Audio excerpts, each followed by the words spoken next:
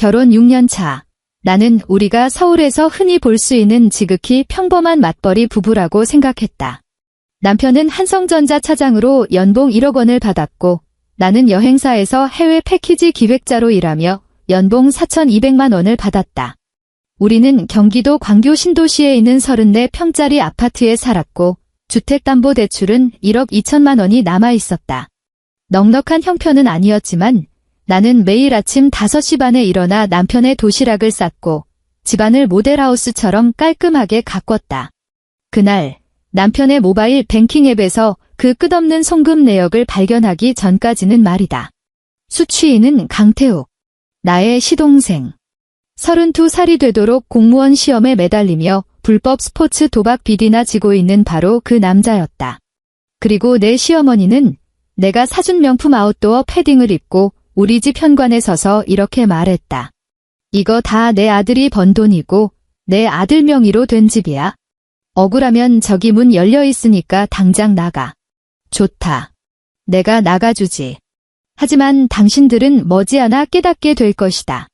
이 집구석에서 진짜로 값나가는 것은 그깟 아파트 따위가 아니었다는 사실을. 이야기를 시작하기 전에 좋아요와 구독을 눌러주시면 정말 감사하겠습니다. 자, 이제 편안한 마음으로 제 이야기에 귀 기울여 주시죠. 식탁 위에 놓인 휴대전화가 세 번째로 진동했다. 징, 징, 징 기기가 원목 식탁과 마찰하며 둔탁하고 낮은 소리를 냈다. 한서진은 방금 코트를 벗고 냉장고에 넣으려던 대파 반단을 손에 든 채 걸음을 멈췄다. 그리고 소리가 나는 쪽으로 고개를 돌렸다. 남편 강준혁의 휴대전화였다. 욕실에서는 싸아 하는 물소리가 들려왔고 문틈 사이로는 뜨거운 수증기가 실타래처럼 새어나오고 있었다. 어두컴컴한 거실에서 밝게 빛나는 액정 화면이 유난히 눈에 띄었다. 알림창 한가운데에 새로운 메시지가 떠 있었다. 발신자 이름은 태욱. 형, 이번 달 200만 원 보냈어? 월말까지 안 갚으면 그쪽에서 회사로 찾아가겠다고 난리야. 서진은 그 자리에 선 채로 아주 잠깐 숨을 멈췄다. 손에 쥐고 있던 대파의 비닐 포장지가 바스락거리며 미세한 파열음을 냈다.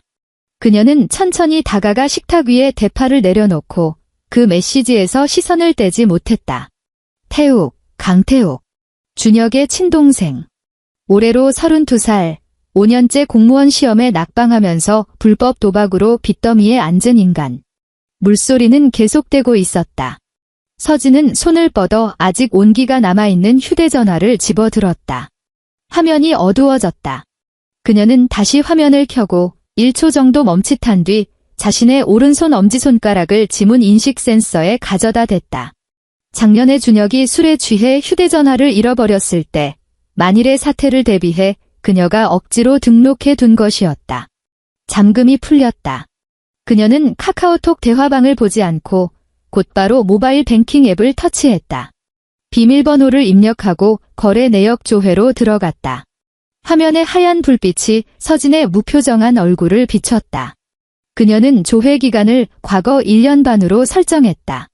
파란색 로딩 동그라미가 두어 번 돌더니 이내 빽빽하게 적힌 빨간색 출금 내역들이 폭포수처럼 화면을 가득 채웠다. 11월 15일, 이체, 강태욱, 200만 원. 10월 15일, 이체, 강태욱, 150만 원. 9월 15일, 이체, 강태욱, 300만 원. 서진의 손가락이 기계적으로 화면을 위로 쓸어 올렸다. 숫자 하나하나가 마치 둔기처럼 그녀의 관자놀이를 정확하게 내리쳤다. 지난 14개월 동안 매달 15일만 되면 준혁의 급여 통장에서 이 돈이 어김없이 빠져나가고 있었다.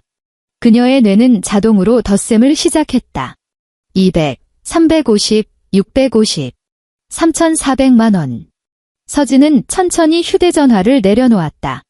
방금 전과 똑같은 각도로 원래 있던 바로 그 자리에. 그녀는 돌아서서 주방으로 들어가 냉장고 문을 열고 그 대파 반단을 채소 칸에 밀어 넣었다. 냉장고 문이 닫히는 순간 욕실의 물소리가 멈췄다. 욕실 문이 열리고 준혁이 물기가 뚝뚝 떨어지는 머리를 수건으로 털며 반팔 잠옷 차림으로 걸어 나왔다. 그는 주방 아일랜드 식탁 옆에 서 있는 서진을 보고는 무심하게 물었다. 오늘 여행사가 그렇게 바빴어? 왜 이렇게 늦었어? 서진은 대답하지 않았다. 그녀는 남편이 식탁을 지나쳐 휴대전화를 집어들고 화면을 내려다보는 모습을 가만히 지켜보았다. 머리를 털던 준혁의 손이 멈칫했다. 그는 엄지손가락으로 재빨리 화면을 넘겨 무언가를 답장한 뒤 휴대전화를 뒤집어 식탁 위에 내려놓았다. 그리고 서진을 올려다보는 그의 눈빛에는 부자연스러운 흔들림이 스쳐 지나갔다. 준혁 씨, 서진이 입을 열었다. 높낮이 없이 아주 차분하고 가벼운 목소리였다. 3,400만 원, 어떻게 된 거야? 준혁의 어깨가 흠칫 굳어졌다. 그는 머리에 얹었던 수건을 거칠게 잡아채 손에 쥔 채 말없이 서진을 쳐다보았다. 거실의 공기가 순식간에 증발해 버린 것 같았다. 당신 내 폰 봤어? 그가 미간을 찌푸리며 방어적인 날을 세웠다. 14개월 유서진은 아일랜드 식탁을 돌아 나와 식탁 앞으로 다가가며 뒤집힌 휴대전화를 가리켰다. 매달 150만 원에서 300만 원 예금주 강태욱. 당신은 자기 자동차 보험료도 6개월 할부로 긁으면서 도박꾼한테 매달 현금으로 수백만 원씩 갖다 바쳤어? 준혁은 고개를 돌려 서진의 시선을 피했다. 그는 수건을 식탁 의자 등받이에 툭 던져놓고 의자를 빼서 털썩 주저앉았다. 손으로 얼굴을 한번 쓸어내리더니 무겁게 한숨을 내쉬었다.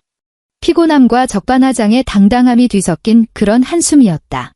내 동생이잖아. 준혁은 식탁의 나뭇결만 노려보며 쉰 목소리로 말했다.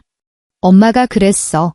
태욱이 그놈 사채업자들한테 쫓겨서 다리 몽둥이가 부러지거나 경찰서에라도 끌려가면 당신은 못 산다고. 당신은 우리 엄마가 죽었으면 좋겠어? 서진의 몸 옆으로 늘어진 손가락이 서서히 말아 쥐어졌다. 결혼 6년 차인 눈앞의 남자가 그녀는 문득 너무나도 낯설게 느껴졌다. 어머니가 죽었으면 좋겠냐고. 서진의 입꼬리가 살짝 비틀렸지만 운동기는 전혀 없었다. 우리 아파트 담보대출 이자가 지난달에 오른 건 알아? 준혁은 고개를 들지 않았다. 지난달 아파트 관리비 낼 돈이 모자랄 때 내가 뭐라고 했어? 서진의 목소리는 여전히 크지 않았지만 한 글자 한 글자에 힘이 실려 있었다. 회사 사정이 안 좋아서 보너스가 안 나왔다고 했지? 그 몇만 원 하는 이자 차액 아껴보겠다고 나 7,000원짜리 국밥 먹던 점심을 편의점 삼각김밥으로 바꿨어. 내가 편의점 유리창 앞에 서서 그 차가운 밥알을 씹고 있을 때 당신은 뭘 했어? 30이 넘도록 PC방에서 도박이나 하는 인간한테 돈을 보내고 있었잖아. 그만해. 준혁이 갑자기 언성을 높이며 자리에서 벌떡 일어났다. 의자 다리가 마루바닥을 긁으며 소름 끼치는 소리를 냈다. 그는 짜증스럽게 머리를 헝클어뜨리며 시선을 피한 채 화를 냈다. 내가 알아서 한다고. 돈은 천천히 갚으라고 할 테니까. 그만 좀 사람 달달 볶아. 나 오늘 회사에서도 충분히 시달렸어. 그는 서진의 대답도 듣지 않고 식탁 위에 휴대전화를 낚아채듯 집어들고는 쿵쾅거리며 안방으로 들어가 버렸다. 쾅 하는 굉음과 함께 문이 거칠게 닫혔다. 서진은 홀로 거실에 남겨졌다. 천장의 백열등이 유난히 눈이 부셨다. 그녀는 방문을 두드리지도 눈물을 흘리지도 않았다. 그저 천천히 현관으로 걸어가 방금 벗어둔 구두를 가지런히 정리한 뒤 거실 불을 껐다. 다음 날은 토요일이었다. 오전 11시 초인종이 울렸다. 서진은 주방에서 어젯밤 썼던 물컵을 씻고 있었다. 손에 물기를 닦고 현관으로 가서 비디오폰 통화 버튼을 눌렀다. 화면에 시어머니 조 여사의 얼굴이 나타났다. 노인네는 풀메이크업을 하고 머리엔 뽕을 잔뜩 넣은 채였다. 문이 열리자마자 조 여사가 밀고 들어왔다. 손에는 고급 백화점 로고가 박힌 커다란 쇼핑백이 들려 있었다. 아이고, 밖은 아주 얼어 죽겠다. 조 여사는 신발을 벗으며 거실 소파에 쇼핑백을 툭 던졌다. 쇼핑백이 쓰러지며 그 안에서 롱기장 블랙 패딩이 흘러나왔다. 목덜미에 달린 택은 아직 떼지도 않은 채였고 거기엔 헉소리 나는 가격표가 고스란히 찍혀 있었다. 더럽게 비싸기로 소문난 아웃도어 브랜드의 올겨울 신상이었다. 서진은 그 쇼핑백을 힐끗 보고는 아무 말 없이 돌아섰다. 과일을 깎기 위해 주방으로 향했다. 안방에서 나온 준혁이 어머니를 보자마자 얼굴에 화색을 띠었다. 엄마, 어쩐 일로 갑자기 오셨어요? 미리 전화라도 하시지. 내 아들 얼굴 보러 오는데 안 될 거이니. 조 여사는 소파에 털썩 주저앉아 그새 패딩의 재질을 슬쩍 쓸어내렸다. 이거 지난번에 내가 준 용돈으로 샀다. 아주 따뜻하고 좋네. 서진은 깎은 사과와 씨를 뺀 포도가 담긴 접시를 들고 다가와 거실 테이블 위에 내려놓았다. 그리고 반걸음 물러나 소파 옆에 우두커니 섰다. 조 여사는 포크로 사과 한 조각을 찍어 입에 넣고 두어 번 씹더니 거실을 한 바퀴 훑어보고는 마침내 준혁에게 시선을 고정했다. 준혁아, 조 여사는 사과를 삼킨 뒤 마치 날씨 이야기라도 하듯 아주 태연한 말투로 입을 열었다. 태욱이가 요새 스트레스를 너무 받아서 이번 시험도 떨어지고 맨날 방구석에만 박혀서 머리칼만 쥐어뜯고 있잖니. 엄마 생각엔 말이다. 내가 동생 기분 전환도 할 겸 너희 회사 근처 고시원이라도 하나 잡아주는 게 어떻겠니? 환경을 좀 바꿔주게. 한 달에 50만 원이면 떡을 치더라. 서진은 곁에 선 채로 테이블 위에 과일 접시로 시선을 떨구었다. 50만 원 동생이란 놈은 밖에서 사채를 끌어다 쓰고 있고 시어머니는 100만 원이 훌쩍 넘는 명품 패딩을 걸치고 있으면서 이젠 남편 보고 다달이 50만 원씩 내서 고시원 방까지 얻어주란다. 어머니, 서진이 고개를 들었다. 파문 하나 일지 않는 고요한 목소리였다. 저희 당장 아파트 대출 원금 갚기도 빠듯해요. 순간 공기가 얼어붙었다. 허공에 멈춰있던 준혁의 포크가 미세하게 떨렸고 그는 서진을 휙 노려보았다. 경고의 의미가 다분히 담긴 눈빛이었다. 조 여사의 얼굴에서 웃음기가 순식간에 증발했다. 그녀는 포크를 유리 테이블 위에 탁 소리가 나게 내려놓았다. 그러고는 소파 등받이에 등을 기대고 팔짱을 낀 채 칼날 같은 눈초리로 서진을 위아래로 훑어보았다. 서진아, 조 여사가 입을 뗐다. 말끝을 길게 느리는 품새에 경멸이 노골적으로 묻어났다. 내가 듣기 거북한 소리 하나 하마. 이 집, 준혁이 명의다. 집 살 때 들어간 전세 보증금도 우리 준혁이가 훨씬 더 많이 보탰고 매달 나가는 대출금도 다 우리 아들 주머니에서 나가는 거야. 조 여사는 콧방귀를 짧게 끼고는 이 34평짜리 거실을 손가락으로 가리키며 말을 이었다. 너 그깟 여행사에서 한 달 뼈 빠지게 벌어봤자 관리비 내고 찌개거리 좀 사고 나면 남는 게 뭐 있니? 내 아들이 지 돈 벌어서 지 친동생 좀 돕겠다는데 어디서 감히 내가 끼어들어? 서진은 말대꾸하지 않았다. 그저 조용히 시어머니의 얼굴을 응시할 뿐이었다. 내가 분명히 말하는데 조 여사가 갑자기 상체를 벌떡 일으키며 손가락으로 서진의 코앞을 삿대질했다. 목소리는 신경질적으로 날이 서 있었다. 내가 정 억울하고 이 집구석에서 서러 못 살겠으면 당장 내 아들 집에서 나가. 거실에는 죽은 듯한 정막이 내려앉았다. 벽에 걸린 시계의 초침 소리만 똑딱, 똑딱 울렸다. 1초, 2초, 3초. 서진은 고개를 돌려 소파 반대편에 앉은 남편을 쳐다보았다. 준혁은 그녀를 보지 않았다. 그는 고개를 푹 숙인 채 엄지손가락으로 휴대전화 화면만 의미 없이 위아래로 스크롤하고 있었다. 마치 화면 속에 엄청나게 흥미로운 뉴스라도 있는 것처럼. 그는 입을 굳게 다물었고 심지어 숨소리조차 흐트러짐이 없었다. 바글바글 끓어오르던 냄비에 물이 완전히 증발해 버린 것 같았다. 출렁이던 수면은 사라지고 시커멓게 타들어가는 바닥만 남아 매캐한 냄새를 풍기고 있었다. 서진은 시선을 거두었다. 그녀는 조 여사를 향해 짧게 허리를 굽혀 인사했다. 알겠습니다. 그 말을 끝으로 서진은 주방으로 걸어가 행주를 집어들고 얼룩 하나 없는 아일랜드 식탁을 묵묵히 닦기 시작했다.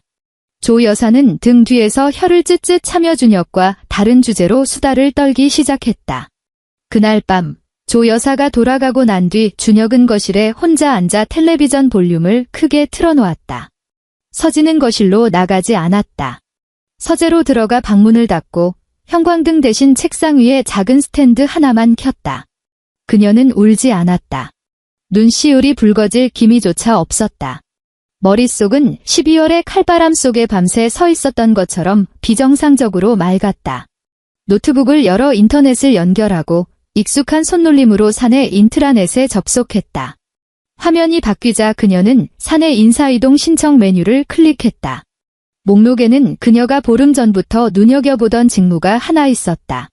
제주지사, 해외 VIP 맞춤 투어 담당자. 제주도에 상주하며 자산가들을 위한 프라이빗 여행 코스를 기획하는 일이었다.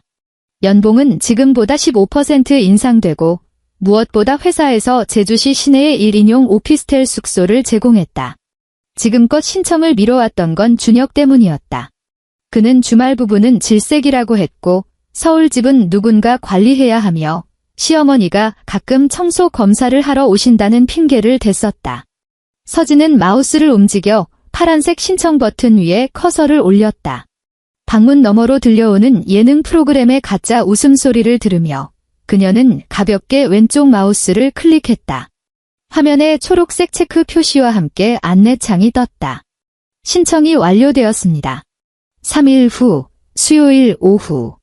서진은 사무실 책상에 앉아 하와이 호텔 견적서를 확인하고 있었다. 탁상용 전화기가 울렸다. 한 대리의 수화기 너머로 인사부장의 깔끔한 목소리가 들려왔다. 자네 부서 이동 신청건 결제 났어.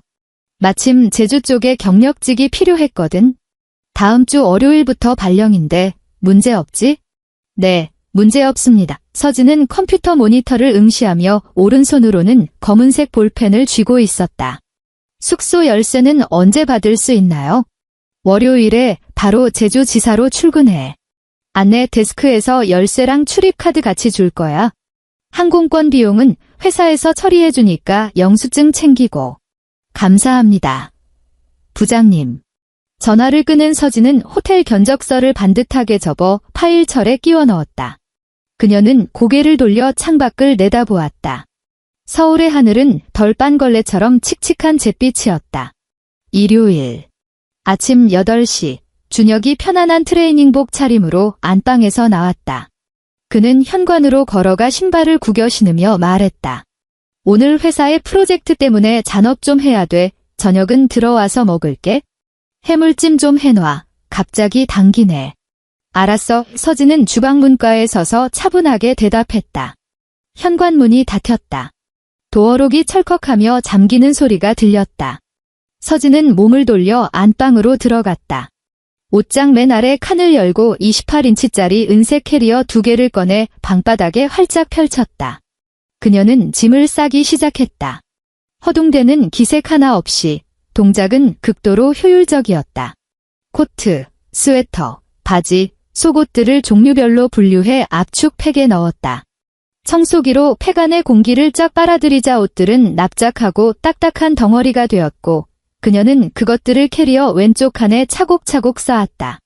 오른쪽 칸에는 여권, 통장, 대학 졸업 증명서, 그리고 검은색 벨벳 보석함을 넣었다. 결혼 전에 그녀가 자신에게 선물했던 금목걸이와 귀걸이 세트가 든 함이었다. 시어머니가 결혼할 때 억지로 생색내며 사주었던 루비 세트는 상자조차 건드리지 않았다. 화장대 서랍 깊숙한 곳에 그대로 버려두었다. 낮 12시 이 캐리어 2개의 지퍼가 굳게 닫혔다. 서진은 주방으로 들어갔다. 도마, 칼, 프라이팬 몇 개를 꺼냈다. 양파와 당근을 채 썰고 콩나물을 씻고 소고기를 양념에 재웠다. 주방 안에는 어느새 참기름과 간장이 어우러진 냄새가 고소하게 퍼져나갔다. 그녀는 멸치를 볶고 시금치를 무치고 두부를 노릇하게 부쳐내고 마지막으로 준혁이 제일 좋아하는 소고기 장조림을 한 통 가득 만들었다. 이 반찬들을 6개의 투명한 유리 밀폐 용기에 나누어 담고 완전히 식힌 다음 냉장실에 층층이 쌓아 올렸다. 냉장고 문을 닫고 그녀는 앞치마 주머니에서 노란색 포스트잇 한 장과 펜을 꺼냈다. 그리고 이렇게 적었다. 냉장고 안에 있는 반찬 다 먹으면 끝이야. 앞으로 밥은 알아서 해결해. 포스트잇을 뜯어내 냉장고 문 한가운데에 붙였다. 은회색 메탈 도어 위에서 노란색 종이가 눈에 확 띄었다. 오후 2시 서진은 샤워를 마치고 가벼운 트레이닝 재킷에 헐렁한 청바지 차림으로 갈아입었다.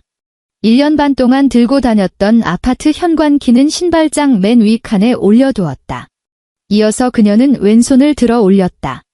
네 번째 손가락에 끼워진 백금 민무늬 반지는 체온이 배어 따뜻했다. 그녀는 반지의 가장자리를 잡고 조금씩 빼냈다. 피부에서 금속이 빠져나간 자리에는 옅은 하얀색 자국이 선명하게 남아있었다. 그녀는 열쇠 옆에 그 웨딩링을 내려놓았다. 은백색 금속이 센서 등 불빛을 받아 차갑게 반짝였다. 서진은 두 손으로 무거운 캐리어 손잡이를 꽉 쥐고 깊게 숨을 들이마신 뒤 현관문을 밀고 나섰다. 밖으로 나온 그녀는 문을 당겨 닫았다. 도어록에서 익숙한 멜로디가 울렸다. 띠리리링. 대문이 완전히 잠겼다는 신호였다. 서울에서 제주로 가는 비행은 1시간 남짓이면 충분했다. 창가 자리에 앉은 서진의 휴대전화는 일찌감치 비행기 탑승 모드로 바뀌어 있었다. 창밖으로는 눈부신 햇살 아래 두꺼운 구름 양탄자가 깔려 있었다. 그녀는 승무원에게 얼음물 한 잔을 부탁해 단숨에 들이켰다. 꽉 막혀있던 식도의 답답함이 마침내 조금 씻겨 내려가는 듯했다. 오후 4시 15분 비행기가 제주국제공항에 착륙했다. 서진은 사람들을 따라 탑승교를 빠져나와 수함을 찾는 곳 앞에 섰다. 주머니에서 휴대전화를 꺼내 비행기 탑승 모드를 해제했다. 신호를 잡느라 몇 초 뜸을 들이더니 이내 액정 화면이 미친 듯이 진동하며 번쩍이기 시작했다. 알림창 위에서 메시지와 부재중 전화가 폭포수처럼 쏟아져 내렸다. 부재중 전화, 강준혁, 47통. 부재중 전화, 시어머니, 3통. 부재중 전화, 강준혁, 12통. 문자 메시지 앱을 열었다. 같은 번호로 온 10여 통의 문자가 쌓여 있었다. 오후 3시 10분 후 당신 어디야? 집이 왜 텅 비었어? 당신 옷 다 어디 갔어? 오후 3시 15분 한서진, 빨리 전화 받아. 오후 3시 30분 무슨 수작이야? 장난을 쳐도 정도껏 해. 오후 3시 45분 우리 엄마가 도대체 무슨 말을 했다고 이래? 당신 미쳤어. 오후 4시 정각. 한서진 진짜 돌았어? 당장 전화해. 서진은 소란스러운 수화물 컨베이어 벨트 앞에 서서 액정 속에 폭주하는 분노와 무능한 발악이 담긴 텍스트들을 가만히 내려다보았다. 정확히 3초 동안. 그러고는 강준혁의 연락처 상세 페이지로 들어가 스크롤을 맨 밑으로 내린 뒤 수신 차단 버튼을 꾹 눌렀다. 화면이 일순간 잠잠해졌다. 그녀는 휴대전화를 다시 주머니에 찔러 넣고 컨베이어 벨트를 타고 나오는 은색 캐리어를 힘껏 잡아채 공항 출구 쪽으로 성큼성큼 걸어갔다. 문이 열리자 제주의 거센 바닷바람이 짙은 짠내를 머금고 그녀의 콧 속으로 확 밀려 들어왔다. 그날 밤 8시에 제주시 시내 회사 오피스텔 숙소. 방은 아담했지만 아주 깔끔했다. 싱글 침대 하나, 옷장 하나, 그리고 작은 테라스가 있었다. 서진은 캐리어에서 옷을 꺼내 옷장에 하나씩 걸어두었다. 정리가 끝나자 믹스커피를 한 잔 타서 테라스로 나갔다. 저 멀리 시커먼 밤바다가 보였고 파도가 갯바위를 때리는 소리가 고요한 밤 공기를 가르고 선명하게 들려왔다. 난간에 올려둔 휴대전화가 짧게 진동했다. 문자 메시지였다. 발신인은 시어머니였다. 서진아, 너 지금 뭐 하는 짓이냐? 이게 무슨 꼴이야? 당장 안 들어와? 이웃집에서 웃음거리 되겠다. 준혁이는 저렇게 펄펄 뛰면서 저녁도 굶고 있는데 부부 싸움 한 번 안 하고 사는 집이 어디 있다고 여자가 함부로 집을 나가 덜렁거려. 서진은 화면에 뜬 이웃집에서 웃음거리 되겠다는 문장을 노려보다가 그만 픽하고 헛웃음을 터뜨렸다. 커피의 뜨거운 김이 그녀의 얼굴에 닿았다. 그녀는 한 손으로 키보드를 쳤다. 몇 글자 적었다가 다시 지우기를 반복했다. 마침내 그녀는 무표정한 얼굴로 문장 하나를 완성했다. 어머니, 저보고 집에서 나가라고 하셨잖아요. 그래서 제 발로 나갔습니다. 전송 버튼을 눌렀다. 그리고 전원 버튼을 길게 눌러 아예 휴대전화를 꺼버렸다. 세상이 완벽하게 고요해졌다. 서진이 증발해버린 지 3일째 되던 날. 아침 7시 반 후 광교 신도시 아파트에서 준혁은 까치집이 된 머리를 극적이며 짜증스럽게 냉장고 문을 벌컥 열었다. 텅 비어 있었다. 3일 전에 이곳에 놓여있던 6개의 유리 반찬통은 지금은 뽀득뽀득하게 설거지가 된 채 물기가 말라 싱크대 옆 건조대에 뒤집혀 있었다. 냉장고 안에는 유통기한이 지난 생수반병과 뜯지도 않은 고추장 한 통뿐이었다. 준혁은 냉장고 문짝에 붙어있는 노란색 포스트잇을 뚫어질 듯 노려보았다. 냉장고 안에 있는 반찬 다 먹으면 끝이야. 앞으로 밥은 알아서 해결해. 단정한 글씨체였지만 뼛속까지 시린 냉혹함이 묻어났다. 그는 신경질적으로 냉장고 문을 쾅 닫고 머리를 쥐어뜯으며 다용도실로 향했다. 내일 중요한 거래처 사람과 미팅이 있어서 그 하얀색 셔츠를 입어야 했다. 하지만 세탁기 앞에 다가간 순간 그는 그 자리에 얼어붙고 말았다. 세탁 바구니 안에는 더러운 옷들이 산더미처럼 쌓여 있었고 맨 위에는 그가 엊그제 벗어둔 그 흰 셔츠가 널브러져 있었다. 기대는 어디서 묻었는지 모를 커피 얼룩이 조금 묻어 있었다. 준혁은 세탁기 패널에 빼곡하게 박힌 버튼들을 멍하니 응시했다. 표준 세탁, 강력 세탁, 울코스, 섬유유연제, 애벌 빨래. 그는 손을 뻗어 무작정 전원 버튼을 누르고 왼쪽 상단의 세제통을 열었다. 칸이 3개나 나뉘어 있었는데 대체 세탁 세제를 어느 칸에 부어야 할지 전혀 감이 잡히지 않았다. 그는 홧김에 세탁기 외관을 걷어찼다. 쿵 하는 둔탁한 소리가 울렸다. 거실로 돌아온 그는 휴대전화를 집어들고 조 여사에게 전화를 걸었다. 엄마, 준혁의 목소리에는 잔뜩 열이 받은 기색이 역력했다. 서진이 진짜 나갔어요. 지 옷이랑 물건들 싹 다 빼서 도망갔다고요. 전화기 너머 대전 본가 소파에 누워 아침 드라마를 보던 조 여사는 껌을 씹던 입을 멈췄다. 2초 정도 침묵이 흐른 뒤 다분히 코웃음 치는 억양으로 말했다. 기껏해야 갈 데가 어딨겠어? 여편 내가 집 나가봤자 지가 별 수 있어? 친정 아니면 친구 집이겠지? 내버려 둬라. 이틀 밖에서 찬밥 신세로 고생 좀 하다 보면 분 풀려서 알아서 기어들어 올 테니까. 너 절대 먼저 굽히고 가서 데려오지 마라. 남자가 한 번 숙이고 들어가면 그날부터 집구석에서 서열 끝장나는 거야. 알았어? 준혁은 전화를 끊고 텅 빈 거실을 둘러보았다.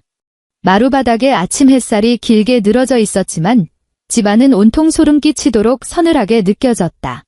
일주일째. 아파트 공기 중에 정체를 알 수 없는 시큼하고 퀴퀴한 냄새가 떠돌기 시작했다. 퇴근 후 집에 돌아온 준혁은 현관에 서서 구두를 벗었다. 신발장 옆에 놓인 하얀색 스마트 쓰레기통은 내용물이 꽉 차서 뚜껑조차 닫히지 않았고 입을 닦은 휴지 뭉치 몇 개가 바닥에 나뒹굴고 있었다. 물을 마시러 주방으로 갔다. 싱크대 안에는 다 먹고 씻지 않은 컵라면 용기 3개가 탑처럼 쌓여 있었고 바닥에 찌꺼기 국물이 말라붙어 있었다. 그 시큼한 냄새의 진원지가 바로 거기였다. 개수대 배수구는 밥알과 음식물 쓰레기로 반쯤 막혀 물이 잘 빠지지 않았다. 그는 물컵을 들고 한 끼라도 시킬 요량으로 베란다 쪽으로 걸어갔다. 슬라이딩 도어를 여는 순간 누렇게 말라 죽어가는 화분 하나가 그의 눈을 찔렀다. 서진이 아끼던 떡갈고 무나무였다. 항상 윤기가 흐르던 초록색 잎사귀들은 이제 바싹 말라 비틀어져 둥글게 말려 있었고 몇 개는 흙 위로 떨어져 나뒹굴고 있었다. 준혁은 그 자리에 멍하니 섰다. 결혼 6년 동안 그는 이 식물이 매일 아침 물을 줘야 사는 생명이라는 사실을 단 한 번도 인지해 본 적이 없었다. 식물뿐만이 아니었다. 두루마리 휴지는 다 쓰면 알아서 선반에 새것이 채워져 있었고 화장실에 핸드워시가 비면 다음날 아침 마법처럼 꽉 차 있었으며 욕실 하수구에는 머리카락이 뭉쳐있던 적이 한 번도 없었다. 그는 이 모든 편안함이 공기처럼 당연한 줄로만 알았다. 오늘 회사 탕비실에서 옆자리 박대리가 커피를 타들고 다가와 머뭇거리며 그를 쳐다봤었다. 강 차장님, 저기 셔츠깃이 좀 누렇게 떴는데요. 재수 씨가 요새 많이 바쁘신가 봐요. 다림질할 시간도 없으시고. 그는 그 자리에서 못 들은 첫 커피잔을 든 채 쫓기듯 빠져나왔지만 오후 내내 등 뒤에 바늘이 꽂히는 것처럼 따가웠다. 밤이 깊어졌다. 집 안에는 불을 켜지 않았다. 어둠과 적막이 마치 거대한 콘크리트 벽처럼 사방에서 짓누르는 듯했다. 주방에서 도마를 써는 경쾌한 소리도 욕실에서 들려오는 물소리도 없었다. 심지어 자신의 숨소리조차 소음처럼 거슬렸다. 준혁은 현관으로 걸어갔다. 창밖에서 스며드는 희미한 가로등 불빛에 의지한 채 그는 신발장 맨 위 칸에 놓인 그 백금 반지를 뚫어질 듯 노려보았다. 그는 덜덜 떨리는 손으로 휴대전화를 꺼내 연락처를 열고 서진이라는 이름 위에 손가락을 멈췄다. 지난 7일 동안 그가 처음으로 먼저 그녀의 번호로 전화를 거는 순간이었다. 그는 통화 버튼을 눌렀다. 수화기 너머로 곧바로 감정 없는 기계적인 여자 목소리가 흘러나왔다. 고객님께서 수신을 차단하여 연결할 수 없습니다. 준혁은 소파 위로 휴대전화를 거칠게 내동댕이 쳤다. 12일째. 밤 9시. 준혁은 소파에 앉아 배달 올 때부터 이미 차갑게 식어버린 짜장면을 먹고 있었다. 퉁퉁 불어 한 덩어리가 된 면발을 그는 젓가락으로 힘겹게 파헤쳤다. 거실 테이블 위에 놓인 휴대전화가 짧게 진동했다. 액정 화면이 밝아지며 메시지가 떴다. 형, 이번 달 돈 대체 언제 보내줄 거야? 그 새끼들이 오늘 내 고시원까지 찾아와서 30분이나 문을 두드려댔어. 나 안에서 숨도 제대로 못 쉬고 숨어 있었다고. 형, 모른 척하면 안 돼. 준혁은 씹던 것을 멈췄다. 화면에 뜬 그 몇 줄의 글자를 노려보자 알 수 없는 분노가 가슴속에서 정수리까지 확 치밀어 올랐다. 그는 젓가락을 테이블 위에 탁 소리 나게 내려놓고는 휴대전화를 집어들고 손가락으로 거칠게 자판을 두드렸다. 지난 14개월 만에 그가 처음으로 이 동생에게 거절의 뜻을 전하는 순간이었다. 이제 없어. 앞으로 나 찾지 마. 전송을 마친 그는 휴대전화를 옆으로 휙 던져버렸다. 그가 다시 젓가락을 집어들기도 전에 전화벨이 날카롭게 울려 퍼졌다. 화면에는 어머니라는 글자가 깜빡이고 있었다. 그는 숨을 깊게 들이마시고 통화 버튼을 밀어 전화를 받았다. 준혁아, 조 여사의 울부짖는 소리가 순식간에 수화기를 뚫고 나왔다. 태우기가 방금 나한테 전화해서는 울고불고 난리가 났다. 그쪽 놈들이 고시원에 진을 치고 손가락을 다 잘라버리겠다고 협박한대. 준혁아, 내가 얼른 그 돈 좀 보내줘라. 내 친동생 아니냐? 넌 핏줄이 죽어가는 걸 두 눈 뜨고 보고만 있을 테야? 준혁은 휴대전화를 꽉 쥔 채 관자놀이가 터질 듯이 펄떡이는 것을 느꼈다. 귓가를 때리는 울음소리에 강한 헛구역질이 올라왔다. 엄마의 준혁이 이를 악물고 이빨 사이로 목소리를 쥐어짜냈다. 내가 돈이 어딨어요? 서진이 집 나갔어요. 나 지금 매일 밥 한 끼도 제대로 못 챙겨 먹고 사는데 나더러 무슨 돈이 있어서 그 밑빠진 독에 물을 부으라는 거예요? 전화 너머에서 잠시 멈칫하더니 조 여사의 목소리가 이내 앙칼지게 변했다. 서진이 나간 거랑 내 동생 돈 보내는 거랑 무슨 상관이냐? 그건 내 월급이잖아. 내가 번 돈이잖아. 사지 멀쩡한 사내 자식이 그깟 돈 하나 못 내놓는단 말이냐? 준혁은 두 눈을 질끈 감았다. 이 순간 며칠 전 서진이 주방에 서서 아무런 동요도 없는 눈빛으로 자신을 쳐다보며 던졌던 그 한마디가 불현듯 떠올랐다. 당신은 도대체 누구의 남편이야? 그는 전화를 끊어버리고 아예 휴대전화 전원을 꺼버렸다. 어두컴컴한 거실에는 그의 거친 숨소리만이 맴돌았다. 21일째. 제주도 오후 5시 30분. 제주 지사 건물 앞은 바람이 몹시 불어 길가의 야자수 잎사귀들이 요란하게 흔들리는 소리를 냈다. 준혁은 구김이 간 검은색 트렌치코트 차림으로 양손을 주머니에 찔러 넣은 채 회전문 밖에 서 있었다. 그는 서울에서 서진의 예전 여행사 동료들을 통해 수소문한 끝에 그녀가 이곳으로 발령 났다는 사실을 간신히 알아냈다. 어제 연차를 내고 비행기를 타고 내려온 그는 이 문 앞에서 벌써 3시간째 서성이고 있었다. 퇴근하는 직원들이 건물 문 밖으로 쏟아져 나오기 시작했다. 순간 준혁의 시선이 한 곳에 멈춰섰다. 서진이 유리문 밖으로 걸어 나오고 있었다. 그녀는 그가 한 번도 본 적 없는 베이지색 트렌치 코트를 입고 안에는 실크 소재의 진한 남색 롱 원피스를 받쳐 입고 있었다. 그를 더욱 놀라게 한 것은 허리까지 오던 그녀의 긴 생머리가 어깨에 닿을락말락 한 단발로 짧게 잘려 있었고 끝부분은 세련되게 살짝 말려 있다는 점이었다. 그녀는 고개를 옆으로 돌린 채 커피를 든 옆자리의 여직원과 웃으며 이야기를 나누고 있었다.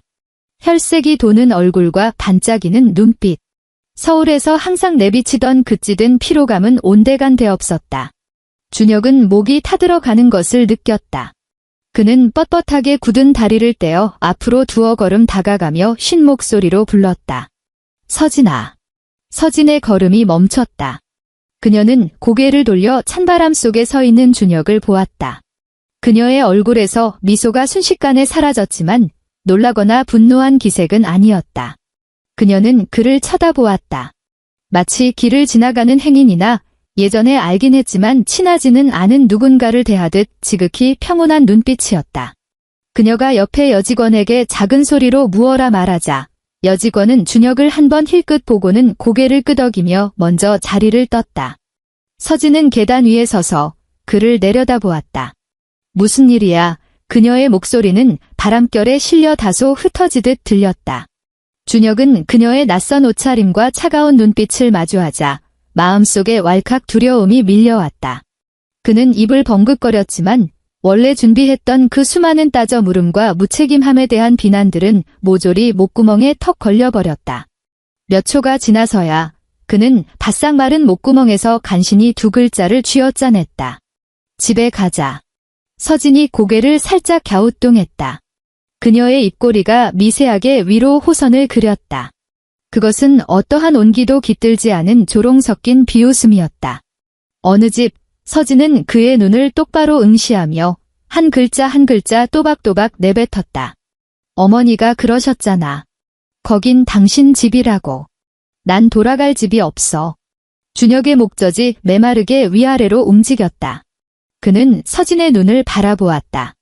그 두 눈에는 서울에서 흔히 보던 그 순종적인 빛도 없었고 부부 싸움을 할 때 보이던 억울함도 없었다. 오직 낯선 사람을 바라보는 듯한 평온함만이 존재할 뿐이었다. 서진아. 준혁이 한 걸음 다가서며 트렌치코트 주머니에서 손을 빼 그녀의 팔을 잡으려 했다. 이러지 마. 엄마가 그날은 그냥 홧김에 하신 말씀이잖아. 노인네가 나이도 있고 원래 욱하는 성격인 거 당신이 하루 이틀 겪어본 것도 아니고. 당신 지금 이렇게 밖에서 지내는 게 꼴이 뭐야? 나랑 같이 올라가자. 태우기 일은 내가 알아서 잘 처리할 테니까. 서진은 반걸음 뒤로 물러서며 그의 손길을 피했다. 강 차장님. 서진의 억양에는 한치의 흔들림도 없었다. 지금은 퇴근 시간이고 여긴 제 직장 건물 앞입니다. 한 발짝만 더 다가오면 경비원 부르겠습니다. 준혁의 손이 허공에서 굳어버렸다. 그는 서진이 몸을 돌리는 것을 지켜보았다. 베이지색 트렌치코트 자락이 제주도의 바닷바람을 맞아 경쾌한 곡선을 그리며 휘날렸다. 그녀는 단화를 신은 채 뒤도 돌아보지 않고 인도를 따라 멀리 떨어진 오피스텔 단지 쪽으로 걸어갔다. 준혁은 그 자리에 망부석처럼 서 있었다. 지나가던 지사 직원들이 이상하다는 눈빛으로 그를 훑어보았고 그는 그저 다시 주머니에 손을 찔러 넣고 어금니를 꽉 깨물 수밖에 없었다. 다음 날 해질녘 준혁은 다시 그 회전문 밖에 섰다. 이번에는 그의 손에 정성스럽게 포장된 핑크빛 장미 꽃다발이 들려 있었다. 오후에 제주시 시내의 한 꽃집에서 산 것이었다. 연애 시절 서진이 길가 꽃집에 진열된 핑크 장미를 한참 동안 바라보았던 기억이 어렴풋이 났다. 결혼하고 6년 만에 처음 사보는 꽃이었다. 그는 꽃다발을 건네며 달콤한 말 몇 마디면 여자의 마음은 결국 녹아내릴 거라 믿어 의심치 않았다. 5시 30분, 서진이 정시의 건물 문을 나섰다. 오늘 그녀는 검은색 재킷을 걸치고 있었다. 준혁은 즉시 다가가 그녀의 눈앞으로 그 꽃다발을 들이밀었다. 서진아, 우리 어디 가서 좀 앉아서 얘기하자. 어제는 내가 너무 조급하게 굴었어. 이거 받아. 당신 예전에 이런 꽃 제일 좋아했잖아. 서진의 걸음이 우뚝 멈췄다. 그녀는 고개를 숙여 그 핑크 장미 꽃다발을 한번 힐끗 보았다. 꽃잎 위에는 꽃집 주인이 뿌려둔 물방울이 아직 맺혀 있었다. 그녀가 손을 뻗어 그 꽃다발을 받아 들었다. 준혁의 얼굴에 안도감이 섞인 미소가 막 번지려던 찰나 그는 서진이 몸을 돌려 건물 문 옆에 있는 경비실로 곧장 걸어가는 것을 목격했다. 기사님 서진은 유리창 너머로 밖을 내다보고 있던 경비원에게 꽃다발을 건넸다. 이거 사모님 갖다 드리세요. 퇴근하실 때 챙겨가시면 무척 좋아하실 거예요. 50대 경비원은 당황한 듯 연신 손사래를 쳤다. 아이고, 한 파트장님. 이러시면 안 됩니다. 이 꽃 꽤 비싸 보이는데 누가 억지로 떠넘기고 간 거라서요. 숙소에 가져가 봐야 둘 데도 없어요. 그냥 받으세요. 서진은 경비실 창틀에 꽃다발을 올려놓았다. 준혁에 앉으면 근육이 파르르 떨리기 시작했다. 순식간에 피가 뺨으로 솟구치더니 목덜미까지 시뻘겋게 달아올랐다. 그는 성큼성큼 다가가 목소리를 꾹 눌러깔며 으르렁거렸다. 한서진, 너 대체 무슨 수작이야? 내가 자존심 다 버리고 서울에서 여기까지 날아와서 빌고 있는데 보는 눈도 많은 데서 굳이 사람을 이렇게 개망신줘야 속이 시원해? 서진은 몸을 돌려 분노로 일그러진 준혁의 얼굴을 정면으로 마주 보았다. 강준혁, 그녀는 존댓말을 쓰지 않았고 호칭조차 바뀌어 있었다. 이혼 조건 협의하고 싶으면 내 변호사 통해서 연락해. 난 이미 선임 다 끝냈으니까. 바람결에 그 말이 칼날처럼 날카롭게 흩어졌다. 준혁의 두 눈이 번쩍 뜨였고 동공이 격렬하게 수축했다. 너 방금 뭐라고 했어? 내 변호사가 광교 집으로 서류 보낼 거야. 서진은 어깨에 맨 숄더백 끈을 고쳐 매며 말했다. 다시는 제주도로 나 찾아오지 마. 한 번만 더 내 눈앞에 얼쩡거리면 접근 금지 가처분 신청 낼 거니까. 말을 마친 그녀는 그에게 두 번 다시 시선도 주지 않은 채 몸을 돌려 어스름한 저녁 풍경 속으로 걸어 들어갔다. 준혁은 경비실 옆에 우두커니 서 있었고 옆에 있던 경비원 기사님은 핑크 장미 꽃다발을 든 채 난처한 표정으로 창백하게 질린 이 남자를 어찌할 바 모르며 쳐다보았다. 3일 후 서울 광교 신도시 아파트.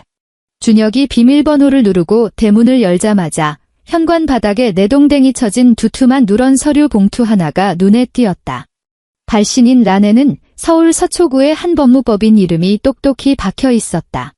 봉투의 모서리가 유난히 날카로워 보였다. 그는 구두도 벗지 않은 채 곧장 그 서류 봉투를 집어들고 거실로 걸어 들어갔다. 소파 위에는 며칠 동안 벗어 던진 더러운 옷가지들이 산더미처럼 쌓여 있었다. 그는 옷들을 한쪽으로 툭 밀쳐내고는 털썩 주저앉았다. 봉투를 뜯는 소리가 텅 빈 거실 안에서 유난히 날카롭게 울려 퍼졌다. 그는 그 안에서 A4 용지 뭉치를 빼냈다. 맨 윗장에는 굵은 글씨로 이렇게 적혀 있었다. 협의 이혼 제안서 및 재산 분할 청구서. 흰 바탕에 까만 글씨들을 쫓아 내려가는 준혁의 시선이 빨라졌고 숨소리는 점점 거칠어졌다. 재산 분할 첫 번째 항목. 혼인 기간 내 공동 상환분에 대한 부동산 가치 상승분 분할 청구. 상세 설명. 광교 신도시 아파트 매입 당시 가격 7억 원, 남편 측 초기 자본금 4억 원 부담, 자녀금 3억 원, 남편 명의 주택담보대출 실행. 혼인 유지기간 6년 동안 매월 대출 원리금은 남편의 급여 계좌에서 자동 이체되었으며 아내 측은 모든 가계 생활비 및 아파트 관리비를 전담하여 실질적인 공동 상환을 이루었음. 현재 해당 부동산의 시장 평가액은 9억 5천만 원임. 아내 측은 가치 상승분 중 본인의 기여도에 해당하는 지분 분할을 요구함. 청구 금액 9,800만 원. 재산 분할 두 번째 항목. 혼인 기간 중 제3자에게 무단 은닉 및 이전된 공동 재산 반환 청구. 상세 설명. 과거 14개월간 남편 측은 배우자의 동의 없이 매월 고정적으로 제3자 강태욱에게 자금을 이체하였으며 누적 금액은 3,400만 원에 달함. 해당 자금은 부부 공동 재산에 속함. 아내 측은 이 금액의 전액 반환을 청구함. 추가 항목. 위자료 청구 3천만 원. 준혁의 두 손이 사시나무 떨리듯 떨리기 시작했다.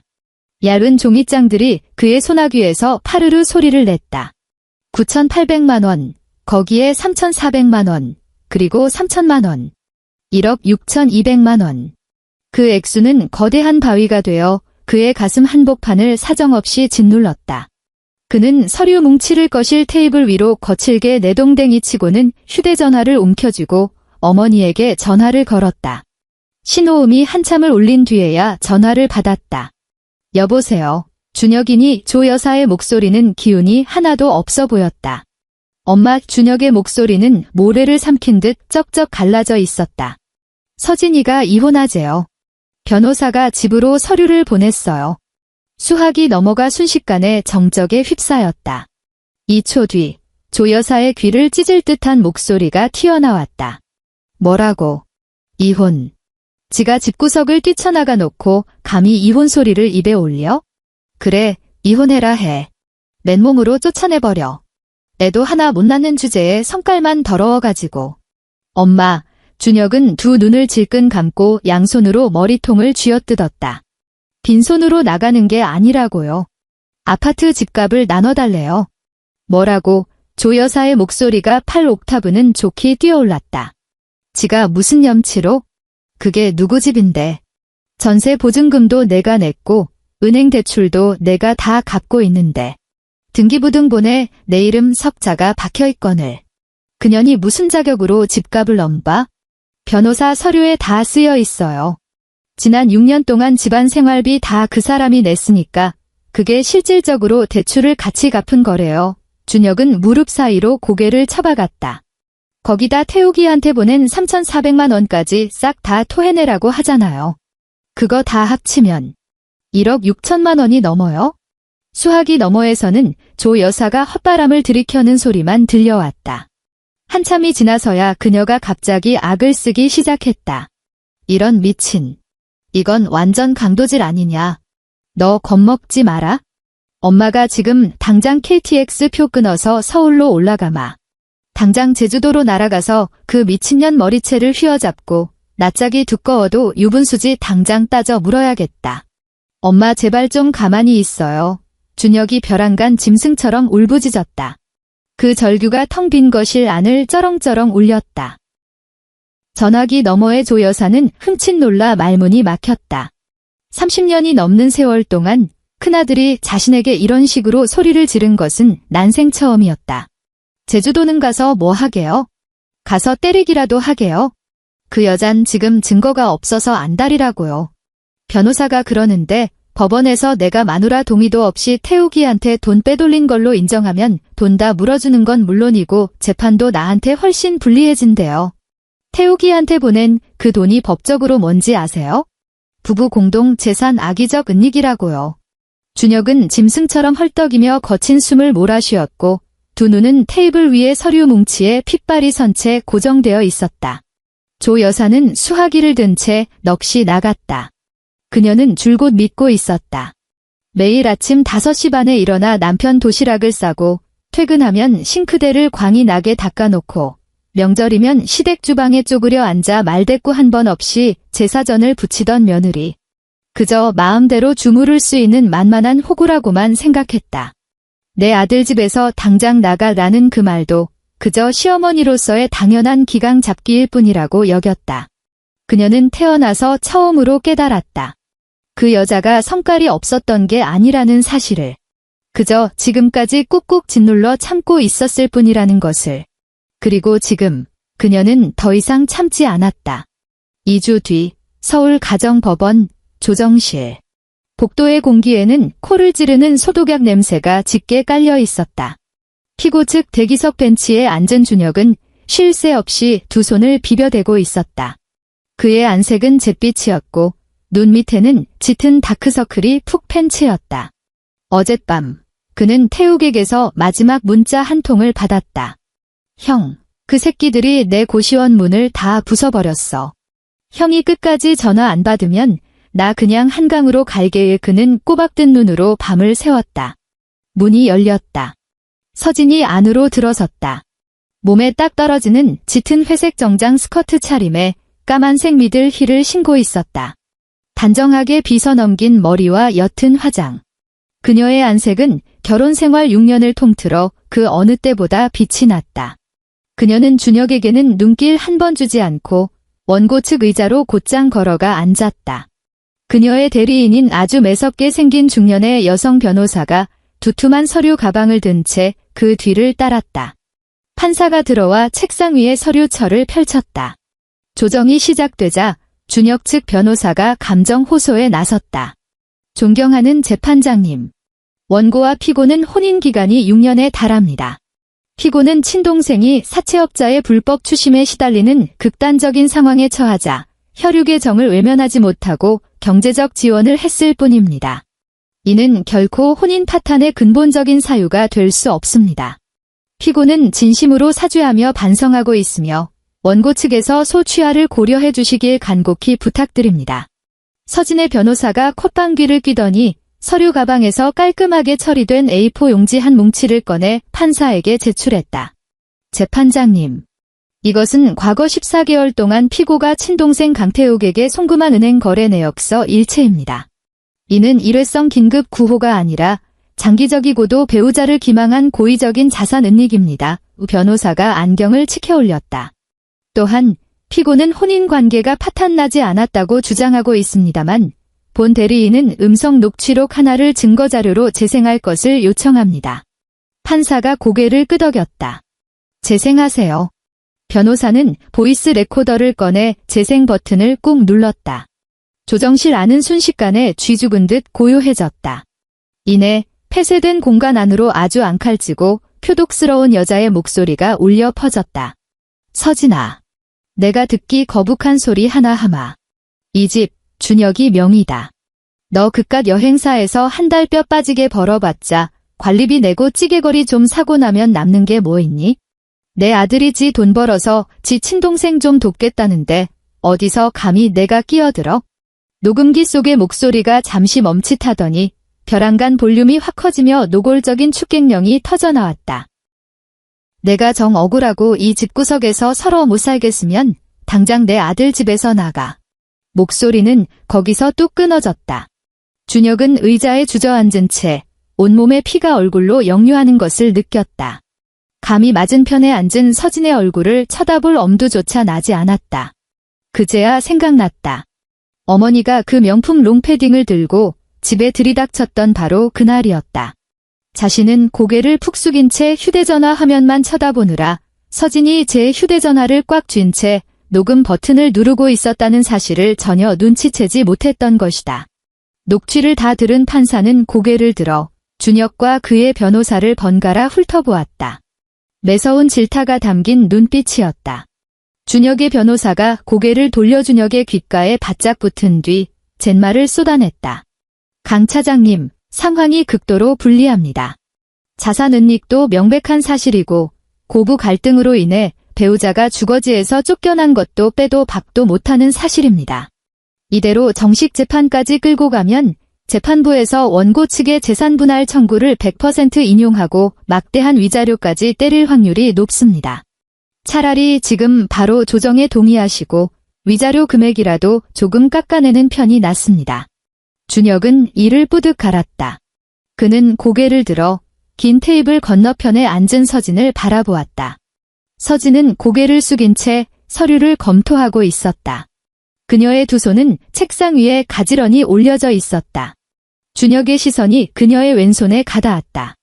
과거 백금 웨딩링이 끼워져 있던 네 번째 손가락은 지금은 텅 비어 허전했다. 한 달이라는 시간 동안 그 옅게 파여있던 반지 자국마저 거짓말처럼 완전히 자취를 감췄다.